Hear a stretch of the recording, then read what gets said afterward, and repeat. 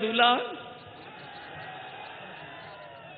जो बुलडोजर चलाते हैं वो कहते हैं कि समाजवादी लोग घबराते हैं बुलडोजर रथ से। मैंने सुना है कि यहां भी बुलडोजर चला था।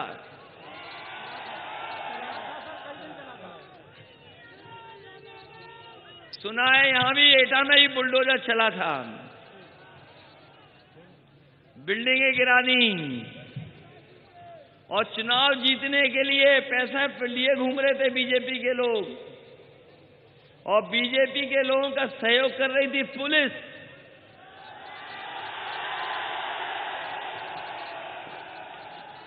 बीजेपी के साथ पुलिस चुनाव लड़ रही थी। बताओ, पुलिस चुनाव लड़ रही थी कि नहीं लड़ रही थी? अरे बीजेपी वालों, तुम पुलिस से चुनाव लड़ रहे थे और तुम चुनाव जीतने के लिए वो तो बहनों और माताओं के कपड़े फाड़े थे कि नहीं फाड़े थे इन्होंने?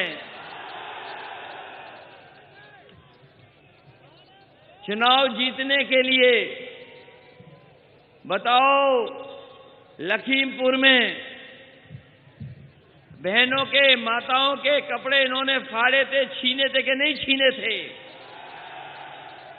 हम पूछना चाहते हैं बाबा मुख्यमंत्री, जिन्होंने हमारी माताओं बहनों का अपमान किया था, बताओ उन पे बुलडोजर चलाओगे कि नहीं चलाओगे?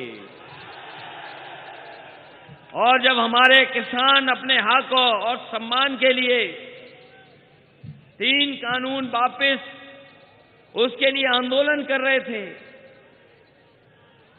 तो जिस तरीके से पीछे से जीप ने आकर के किसानों को कुचला था, या फिर अंग्रेजों के जमाने में जलियांवाले बाग में सामने से गोली मारी गई थी, और उसके बाद भारतीय जनता पार्टी के इशारे पर उनके कार्यकर्ताओं ने किसानों पर पीछे से जीप चढ़ाई थी, किसान कुचल दिए गए, जान चली गई, नाम आ गए गृह राज्य मंत्री के, जांच में उंगली उठी है भारतीय जनता पार्टी पर। तो बताओ भारतीय जनता पार्टी के लोग कि बाबा मुख्यमंत्री अपना बुलडोजर लखीमपुर लेके जाएंगे कि नहीं ले जाएंगे? बताओ, उनका बुलडोजर जाएगा कि नहीं जाएगा लखीमपुर? इसलिए बुलडोजर वाली सरकार हटानी है कि नहीं हटानी है? और जो बुलडोजर चला रहे हैं बैठ करके, बताओ सांड पकड़ पा रहे हैं कि नहीं पकड़ पा रहे हैं? और अब तो नई बात आ गई है, जहां बुलडोजर चलाना चाहिए बुलडोजर नहीं चला पा रहे। एक सड़क बनाई बीजेपी वालों ने, वहां पर नारियल तोड़ा गया, सड़क टूट गई, नारियल नहीं तोड़ रहा है। अब बीजेपी वाले नारियल लेकर के नहीं सड़क का उद्घाटन करेंगे, अब वो टमाटर लेकर के जाएंगे, और जब टमाटर मांगे तब उद्घाटन होगा। ये हमारे बाबा मुख्यमंत्री जी की सरकार है। ये कहते हैं कि माफिया है समाजवादी पार्टी में। बताओ कहां है माफिया समाजवादी पार्टी में? अगर कहीं माफिया आज है सबसे ज्यादा, तो वो भारतीय जनता पार्टी की सरकार में हैं और उनके संरक्षण में हैं। अगर कोई मदद कर रहा है आज अपराधियों की, तो वो भारतीय जनता पार्टी की सरकार है, वो समाजवादियों की नहीं है। हम तो कहते हैं भारतीय जनता पार्टी से कि माफियाओं की सूची जारी क्यों नहीं कर रहे हो आप? बताओ, किसी ने माफियाओं की सूची देखी है? हम तो कहते हैं भारतीय जनता पार्टी से सूची जारी करो। क्या उत्तर प्रदेश में टॉप 10 माफिया कौन है? अगर सूची जारी होगी तो वो भारतीय जनता पार्टी के संरक्षण में रहने वालों की टॉप 10 में सूची में नाम आएंगे। अगर उत्तर प्रदेश को किसी ने पीछे ले जाने का काम किया है तो वो भारतीय जनता पार्टी के लोग हैं। इनका काम और विकास देख लिया कि नहीं देखा? इन्होंने महंगाई बढ़ाई, इन्होंने नौकरियां छीन ली, रोजगार छीन लिए। ये जो तख्ती दिखा रहे हैं, बताओ आप अपमानित हुए हो कि नहीं हुए हो बीजेपी की सरकार में? यहां अटेवा वाले भी कई होंगे, अटेवा पेंशन मांग रहे हैं पुरानी। बताओ आपको अपमानित किया सरकार ने, नहीं किया? और ये बीएड, बीपीएड वाले, बीटीसी वाले, शिक्षा मित्र, अगर अपने हक को और हक की लड़ाई अगर लड़ी होगी तो इन्हें भी अपमानित होने पड़ा है सरकार में। कोई नहीं बचा, चाहे वो रोजगार सेवक हों। और भारतीय जनता पार्टी की सरकार में कोई परीक्षा होती है तो सबसे पहले पेपर लीक हो जाते हैं, और परीक्षा होने भी गई तो परीक्षा रद्द हो जाती है। इसलिए हम आप सबसे अपील करने आए हैं कि इस बार जनता ने जहां मन बनाया है, जनता का समर्थन आज समाजवादी पार्टी के साथ है। आने वाले समय में चुनाव होने जा रहा है, बताओ भारतीय जनता पार्टी का सफाया होगा कि नहीं होगा? बहुत नौकरी और रोजगार के विज्ञापन लगे हैं, लखनऊ से लेकर के दिल्ली तक बड़े बड़े होर्डिंग लगी है नौकरी और रोजगार की। ये हमारे पढ़े लिखे नौजवान हैं यहां पर। बताओ एटा वालों और नौजवान एटा के कितने लोगों को नौकरी और रोजगार मिल गया है? बड़े बड़े विज्ञापन देखे हैं रोजगार और नौकरी के, नहीं। दिल्ली में लगा रखे हैं विज्ञापन, लेकिन एटा के नौजवानों को नौकरी और रोजगार नहीं मिले हैं। इसलिए हम भरोसा दिला के जा रहे हैं कि जहां समाजवादियों ने सड़कें बनाई हैं, बड़े बिजली के कारखाने लगाए हैं, और अगर एम्बुलेंस चलानी पड़ी तो एम्बुलेंस चलाई है। पुलिस को 100 नंबर जो व्यवस्था दी थी, जो अब 112 है, वो इसलिए व्यवस्था दी थी 100 नंबर कि अगर गरीब और किसान अगर गांव में है, अगर कोई झगड़ा हो जाए तो पुलिस मदद करने पहुंच जाए। लेकिन जब से ये सरकार आई है और इन्होंने 100 से 112 किया है, तब से पुलिस का भी कबाड़ा करने का काम इन्होंने किया है। पुलिस बर्बाद कर दी। जो योजनाएं चल रही थी वो सब बर्बाद हो गई, और इनका इंतजाम फेल दिखाई दिया। जब लोगों को जरूरत थी दवाई की तो ये सरकार दवाई नहीं दे पाई। जब लोगों को जरूरत थी कोरोना के समय पर कि अस्पताल में बिस्तर मिल जाए, तो किसी गरीब को हमारे बिस्तर नहीं मिला। न जाने कितने लोगों की जान चली गई। अगर ऑक्सीजन समय पर मिल जाती तो न जाने कितने लोगों की जान बच जाती। ये वही सरकार है जो मां गंगा को कहती कि मां गंगा है हमारी। हजारों हजार लाशें बह करके चली गईं। बताओ गंगा मां में लाश बहते देखी कि नहीं देखी आपने? इन्हीं लोगों ने कभी नोटबंदी पर लाइन लगवाई थी, जीएसटी ला करके हमारे व्यापारियों को बर्बाद कर दिया। कोरोना के समय पर लाइन लगानी पड़ी दवाई को लेकर के, सफाई किसी को डीएपी नहीं मिली, यूरिया नहीं मिली, और अगर किसी को खाद भी मिल गई तो जब घर में जाकर के बोरी देखी होगी तो 5 किलो की चोरी हो गई कि नहीं हो गई।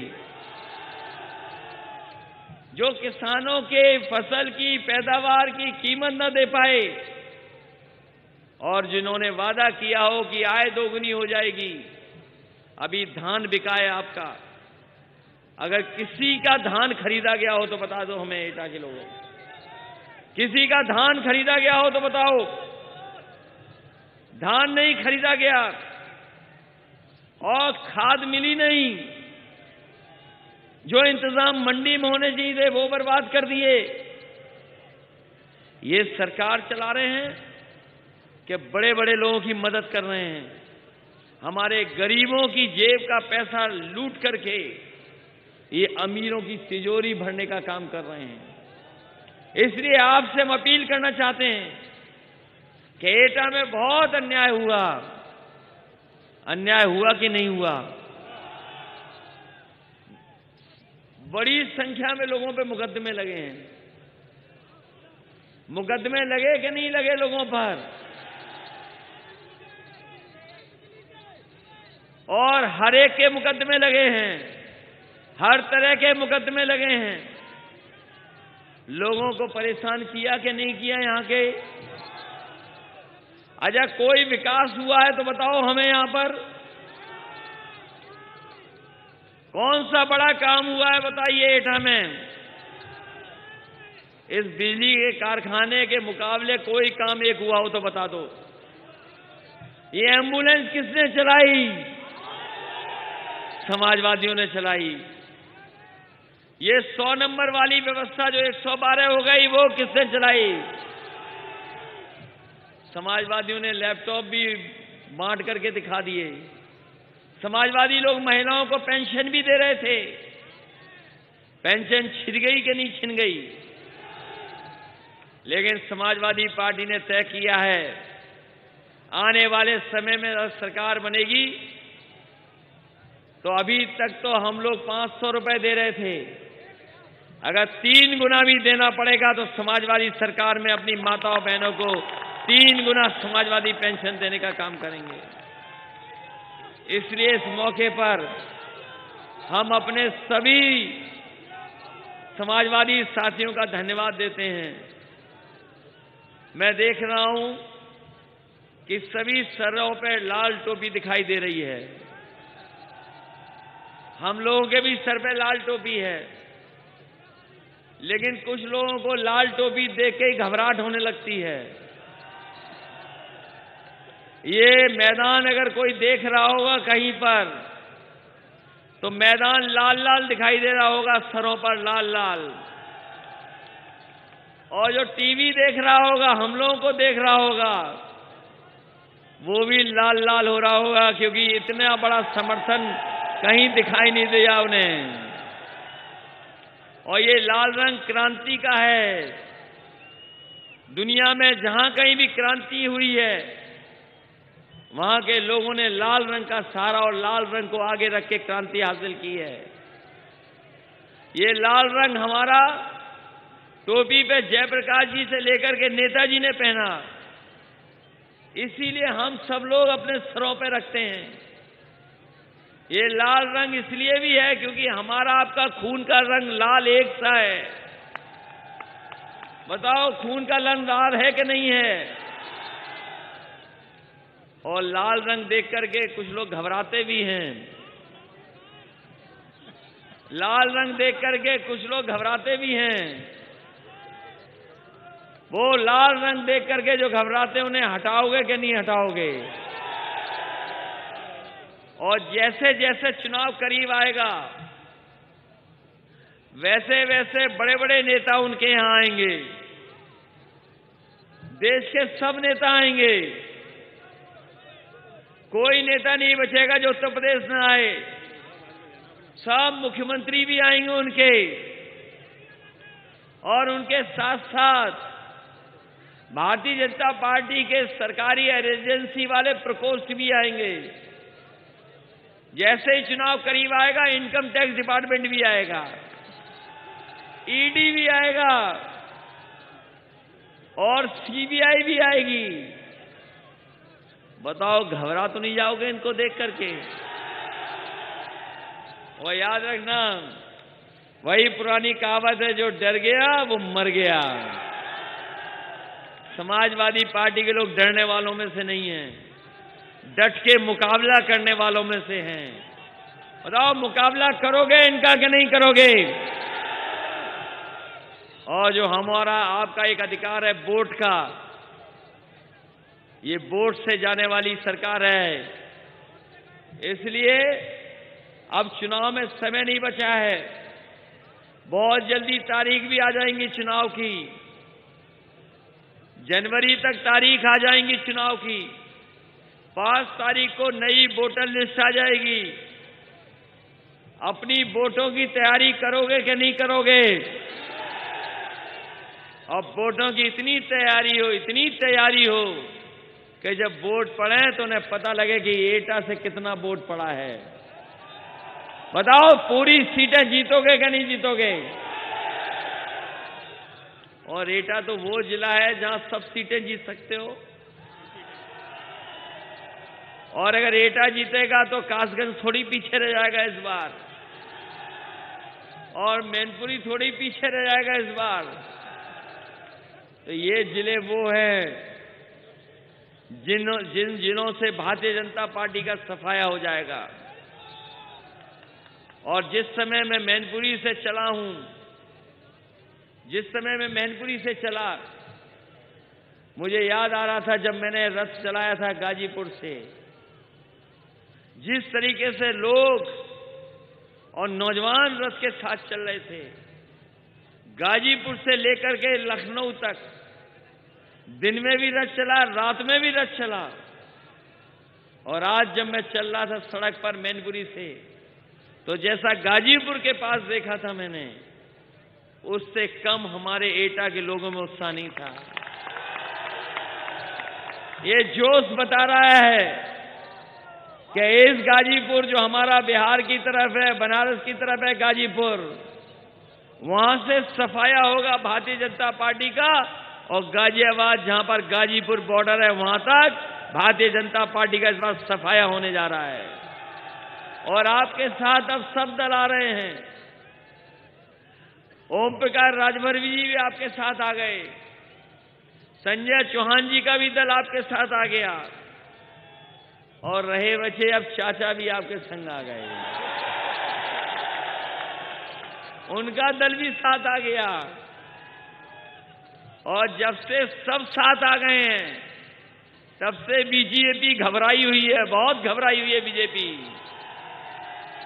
उन्हें समझ में नहीं आ रहा कि क्या कहें, अपनी उपलब्धि नहीं बता पा रहे, अपनी काम नहीं बता पा रहे, अपनी विकास की योजनाएं नहीं बता पा रहे।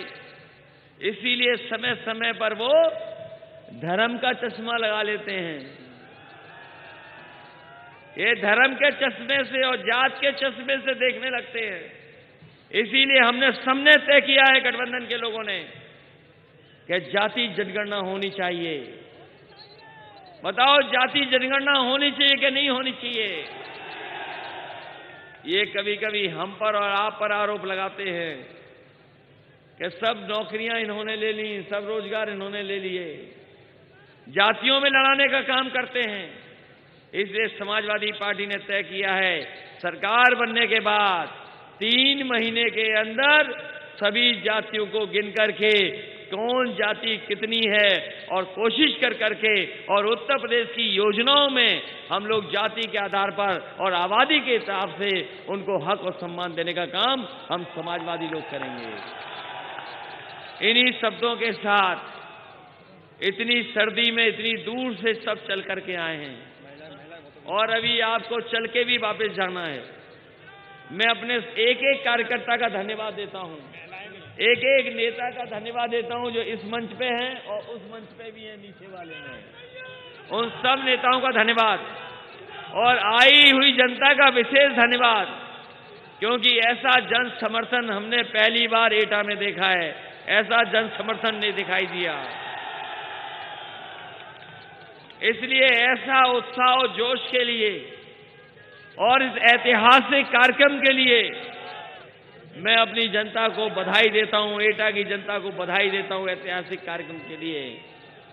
ये जो ऐतिहासिक कार्यक्रम है, जो ऐतिहासिक समर्थन दिखाई दे रहा है, यही भारतीय जनता पार्टी को ऐतिहासिक हार दिलाएगा। यहां से ऐतिहासिक हार करके जाएगी भारतीय जनता पार्टी। बताओ भारतीय जनता पार्टी का सफाया करोगे क्या नहीं करोगे? इन्हीं शब्दों के साथ बहुत बहुत धन्यवाद आपका। ये 21 लाख रुपए के तहत हम दोनों लोग पार्टी